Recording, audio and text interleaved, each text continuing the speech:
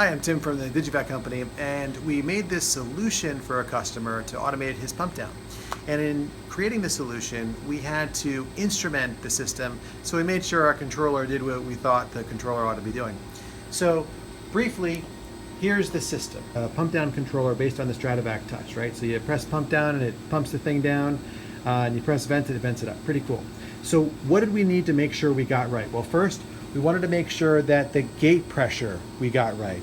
The gate pressure, that's actually at the inlet of the turbo pump. We want to make sure that's always nice and low. So here you see the bullseye is telling us it's 9.9 millitorr.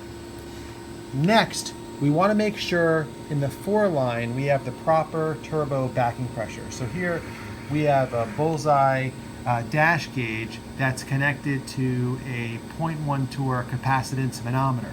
So we want to make really sure that we've got that 4-line pressure something below 1 torr. So no matter what happens in that system, it's below 1 torr. Now we have the rough pump pressure gauge. So this is the pressure at the inlet of the IDB10 roughing pump. So this we want to make sure that that's nice and low, and when it goes high, there's a reason it goes high, probably because the roughing pump valve is open. So just to put your eyes specifically on these sensors, here this is a sensor people don't typically have, but it's measuring the inlet pressure of the turbo system. So when this gate valve is closed, we can measure this. And the thermocouple can't go as low as what the turbo can pull, but it'll definitely tell you if you're below 1 millitorr for sure. That's kind of an important place to know. Next kind of an important place to know is here. This is the 4-line. So here's our 0.1 torr capacitance manometer in the 4-line. And you might not need a capacitance manometer for 4-line, but you know, we had one and we wanted an accurate pressure measurement, so capacitance manometers are really good for that. So that's our 4-line measurement, making sure that the turbo vacuum pump has the proper pressure to do its work. And lastly, we wanted to see what the inlet pressure was on our roughing pump.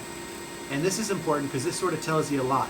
You want to make sure to compare the 4-line pressure and the roughing pump pressure to know that you've got a low enough pressure so you can actually turn on that 4-line valve. Secondly, you want to see what the pressure differential is between here, the inlet, and also the actual rough vacuum pressure as you're roughing the chamber down. That's a really interesting diagnostic to know. Lastly, if we walk over here, we're doing a few things here. We've got our StrataCapture software, and what this is doing is this isn't required for the system to work at all, but it's taking a USB signal in from the DigiVac, and it's actually graphing that information. It's allowing us to very easily share that information in a PDF, and it's also sharing that information with the world via the vacuumnetwork.org service. So I could be at the coffee shop and know exactly how my DigiVac touch controller is doing. So this is what we did to instrument this whole system to really help us understand what's going on and making sure our DigiVac touch controller is doing its pump down as it should.